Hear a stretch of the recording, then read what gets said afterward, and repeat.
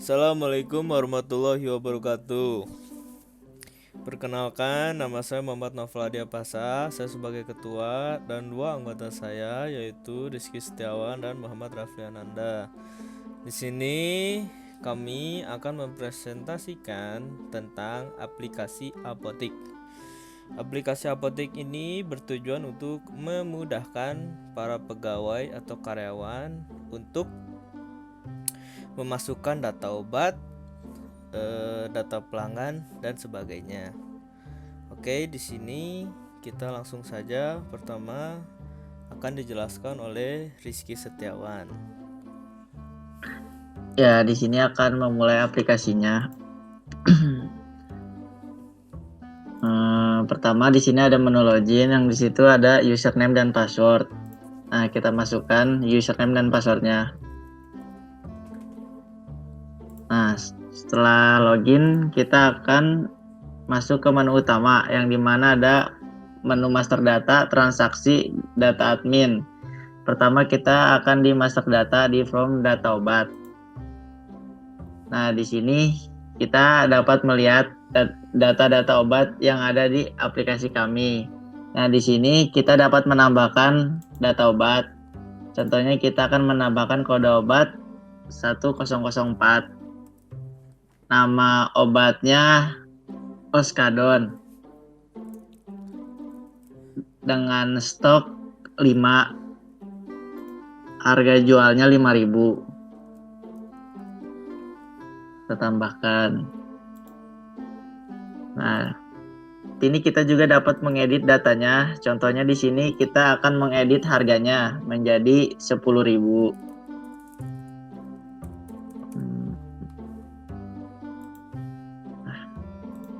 Di sini data berhasil diedit, dan pada menu ini kita juga dapat menghapus datanya. Di sini kita akan menghapus Oskadon yang tadi kita buat. Ya, data berhasil dihapus. Selanjutnya masuk ke form data supplier. Data supplier ini adalah di mana data orang yang bertujuan untuk pemasok obat di apotek kita. Di sini kita akan menambahkan ID suppliernya 5003 sebagai contoh, dan namanya Rizky. Alamatnya di Bandung, tokonya Jaya. Nah, kita akan menambahkan. Nah, data berhasil ditambahkan hampir sama seperti tadi. Di sini kita juga dapat mengedit, mengganti. Contohnya tokonya menjadi Sentosa.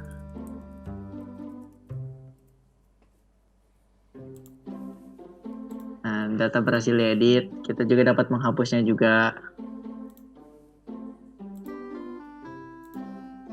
Nah, di sini juga di menu ini ada itu tombol searchingnya buat untuk mencari. Contohnya kita di sini mau mencari nama Budi. Nah, tuh langsung muncul Budi. Nah, masuk ke selanjutnya. Ada from data pelanggan, yang dimana adalah data pribadi pelanggan yang membeli obat di aplikasi kami. Sebenarnya hampir sama, kita akan menambahkan ID pelanggan 6003 dengan nama Rapli. Alamatnya di Bandung. Tokonya Kimia. Nah, kita berhasil menambahkan data, dan di sini juga dapat diedit juga datanya. Contohnya kita akan mengganti namanya menjadi Naufal. Nah, di sini kita sudah merubah menjadi Naufal.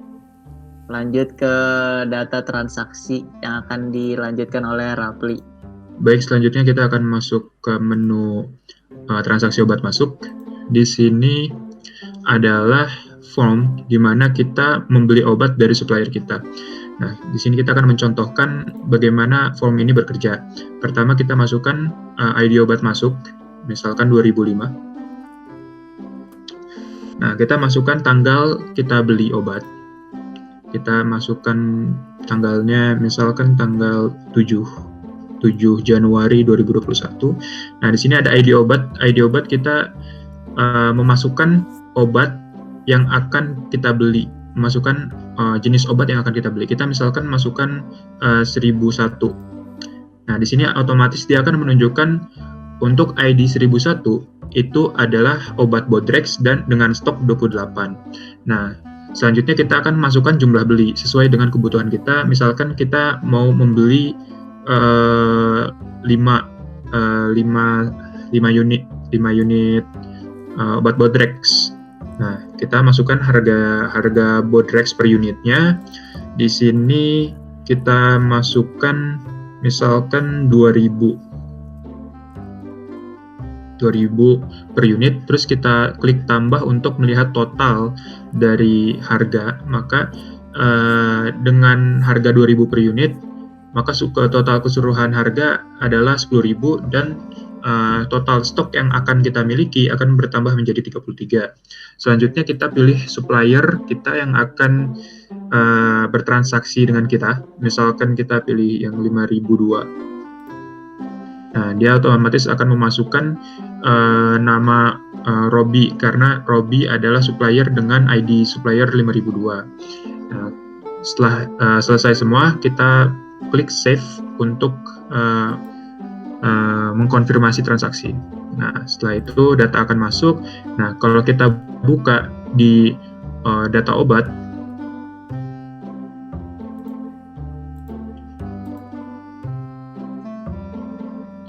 obat Bodrex akan bertambah menjadi 33 sesuai jumlah yang kita beli tadi. Nah, selanjutnya kita masuk ke transaksi obat keluar. Kalau tadi itu merupakan kita membeli obat dari supplier, sekarang ini form ini bertujuan untuk obat keluar atau penjualan obat. Nah, kita masukkan ID obat keluar 2004 misalkan. Kita masukkan kapan transaksi itu terjadi, misalkan transaksi dilakukan pada tanggal 5 Januari 2021. Kita masukkan jenis obat apa yang dibeli oleh pelanggan. Misalkan kode obat 1002. Nah, di sini adalah obat dengan ID 1002 adalah obat Panadol dengan stok 38. Misalkan kita mau menjual obat ini sebanyak 5 unit dengan harga masing-masing unit itu 3.000, jika ditotalkan menjadi 1.500 dan total stok kita yang dari 38 akan menjadi 33. Nah, sekarang kita pilih pelanggan yang akan membeli obat dari kita. Misalkan kita masukkan yang 6002. Nah, pelanggan dengan ID 6002 bernama Ahmad dari form data pelanggan yang sebelumnya sudah dijelaskan. Nah, sekarang coba kita tambah. Nah, di sini juga terdapat fungsi search, di mana kita bisa search dari data-data yang ada di bawah. Misalkan kita masukkan ID obat 2003. Jika dipencet search, maka dia akan menunjukkan ID obat dengan 2003 dan untuk mengcancel, untuk mengembalikan ke menu semula tinggal klik cancel. Nah, dia akan menunjukkan menu semulanya. Mungkin sekian untuk dari transaksi. Selanjutnya ada data admin yang akan dijelaskan oleh Muhammad Noval Adiapasa. Oke, di sini saya akan menjelaskan menu data admin.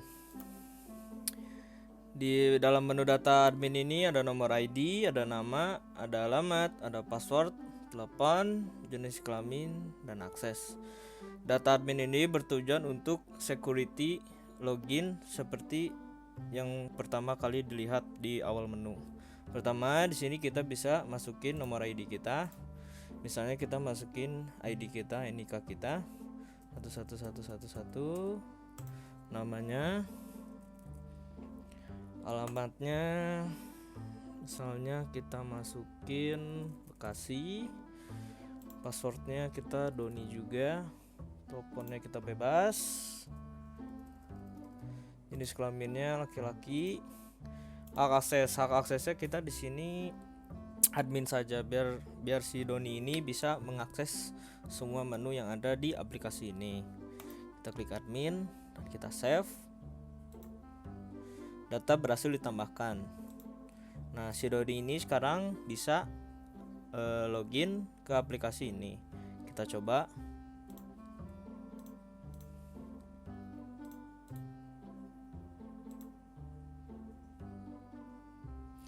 Kita masukkan username-nya Doni, passwordnya Doni. Kita masuk dan login berhasil. Dan di sini juga ada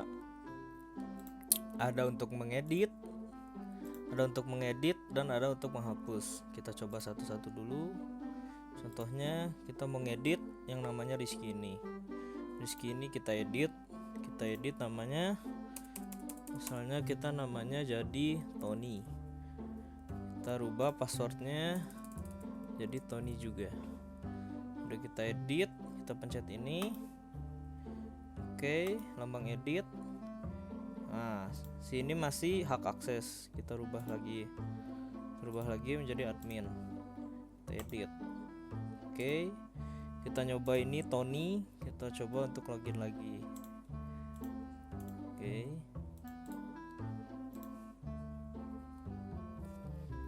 Tony, passwordnya Tony.